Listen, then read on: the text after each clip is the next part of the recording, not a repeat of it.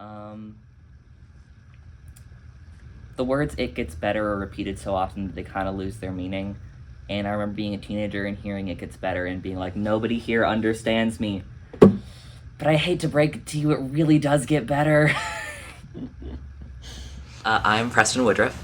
I have worked at Waller's for about 3 years. It's my favorite place on earth. And I don't just say that because I'm talking to my boss right now. It's legitimately one of my favorite places on the entire planet. I am a artist. I'm a painter and a sculptor. I am a painter and a sculptor. I'm a musician, and I teach middle and high school fine art and French. Someone actually at an open mic once came up to me and said, "You really don't have a diary. You just have a guitar, huh?" And that is so correct. I use it to work through things. Writing music and songs is really my number one go-to coping skill. And I definitely respect people who use it as a storytelling mechanism, but I can't separate myself that much from it. Everything that I write, and this is a fault of mine sometimes, is 100% coming directly from my brain. I think very visually, and I come to this visual of being like a planet and being like the center of a solar system, and I am the center of this solar system, and everything orbiting around me in one way or another ties back to my love for really three main things. And it is my love for my family, be that the family that I was born into or the family that I have gathered along the way. My love for art, music, writing, creating things, sharing things, absorbing other people's art, and my love for my cat, which I really could group into family, but she's so special to me. And so in my brain, in this visual, all the things that are orbiting around me are the things that are happening in my life right now. And I try and make sure that I can identify what this piece is connected to. And if I can't connect it to something that is part of my core being, that I feel like everything kind of works around, I have to address if that's something that is worth keeping in my life. Because especially if it's something that is stressing me out and I can't tie it back to my core being, it doesn't always need to be there. I say all that and yet still have all these little issues that I work through, but it's helpful to have a almost like a pro-cons list of all of these things where they tie back to something in my life. I count things that tie back to Waller's as part of things that tie back to my family because of how close I feel to this place and this space and the people here.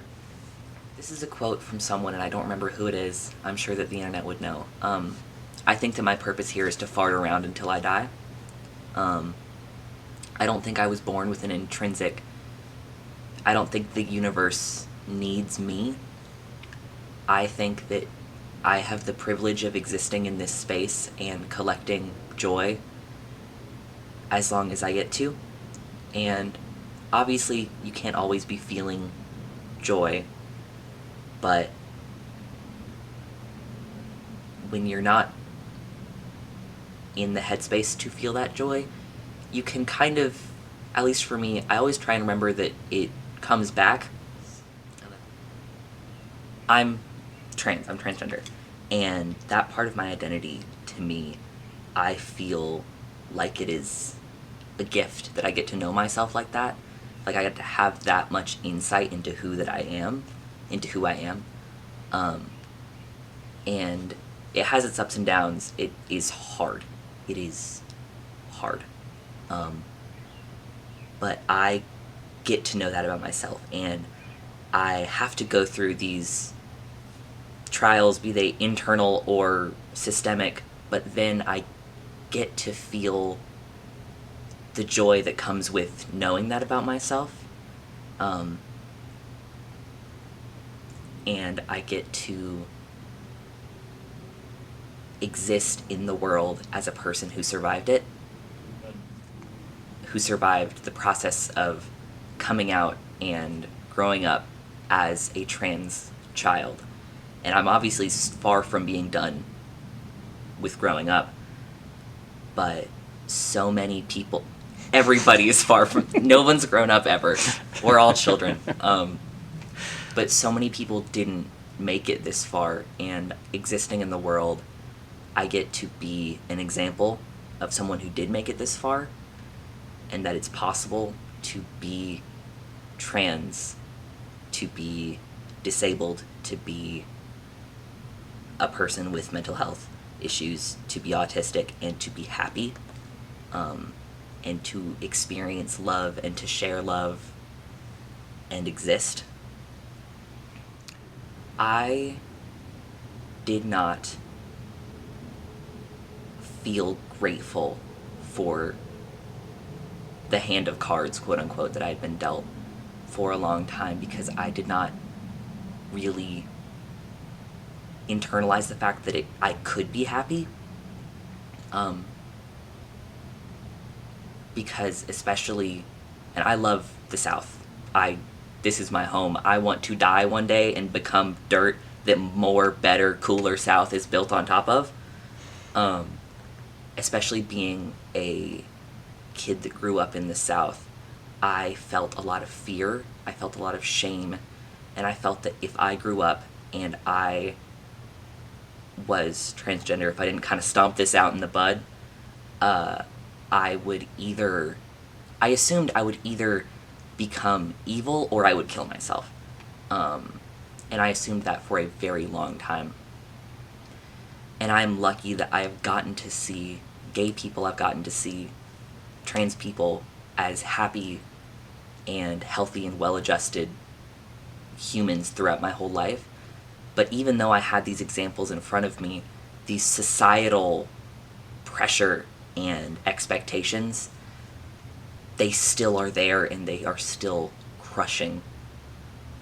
And I imagine especially right now for younger trans kids and for trans people that are still closeted, it is incredibly difficult to be able to see it as something that one day you will feel grateful for.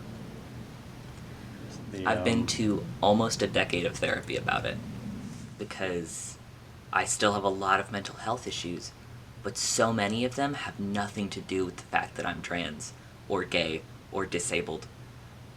That's just a part of who I am as a human experiencing things, and sometimes the things that this human is experiencing are horrible mental health issues, but they don't all have to culminate back to a deep self-hatred. So for a long time it was a intentional switch between what I was thinking being such heavy and negative things, especially about myself, and I had to work actively to switch that way of thinking, even if I didn't feel it or mean it, because the words that you say about yourself, and honestly even the words you say about other people, can have an effect on you. And so now when I say I get to be alive, I get to be a trans person, I really feel that. I feel like it is something that I take joy in. But it is something that has taken work. I was also raised by a writer, and so my mother, who's the writer, she speaks very eloquently and very beautifully, and so does my grandfather, who is also a writer. My grandfather, who is probably one of the people I looked up to most in the world. And so I've heard the people around me speak very well and very put together for a long time. But yeah, it for a long time was an intentional switch, and now it is more subconscious. The longer you are here dealing with it, the closer you are to being through with it. And that isn't true in every situation, but I am a person that, mental health podcast, I'm a person that has dealt with chronic suicidal ideation since I was about 12. um, every day. And it gets really bad and really scary sometimes. And sometimes it's also just little like, hey, you should kill yourself. And I'm like, whatever. And really, if it's something that is like that, where sometimes it feels like an option between doing it and not doing it anymore, whatever you're doing is how you are getting through it in that moment. If you live through this minute, you never have to do it again. You might do things like it again, but you will never have to do that minute again. So there's... Go? Yeah. This song is called If We Were Birds.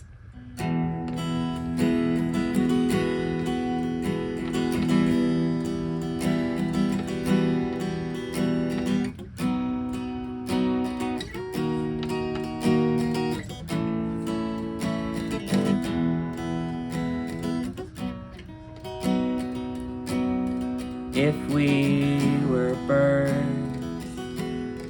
high in a tree, then I would fall, but you would catch me if I was a child, and you were the sea, then I would drown. But you would pull me back to shore. Oh, things will all change as they do with time. You can't tie them down as much as you try. Things will be torn out of your grip, kicking and yelling, beg for it back. But if we're a group of souls tied together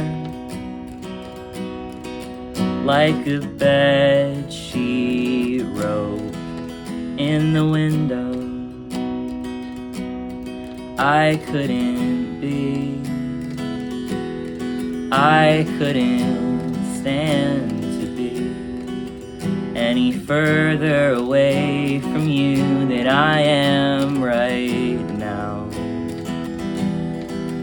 I wanted to be a mom when I was a kid.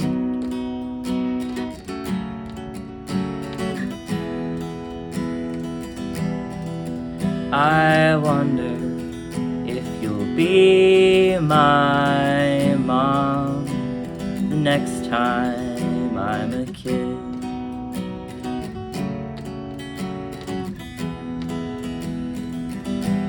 'Cause now I'm a field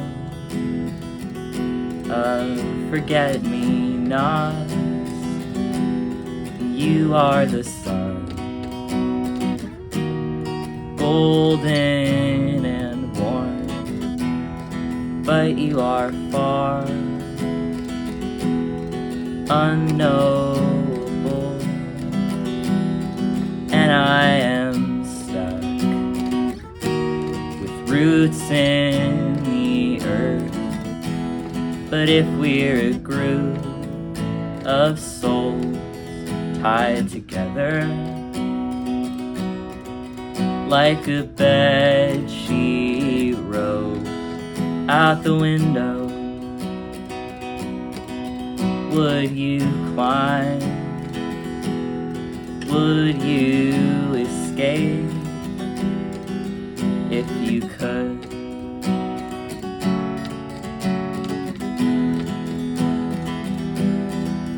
I wanted to be your best friend if you let me.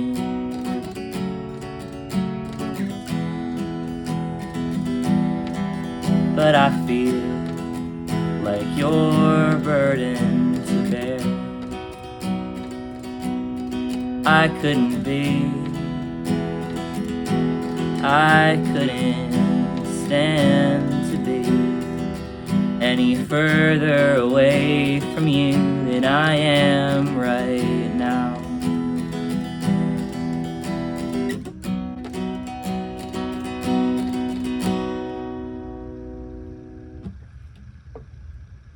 Cool. Any parting words? The words "it gets better" are repeated so often that they kind of lose their meaning. And I remember being a teenager and hearing "it gets better" and being like, nobody here understands me. But I hate to break it to you, it really does get better. Still hard. Still hard, but it gets better. I love it. Awesome. I can't believe when I realized it gets better and I'm like, damn it, they were right. Easy peasy. Were "it gets better" campaigns a thing when you were younger?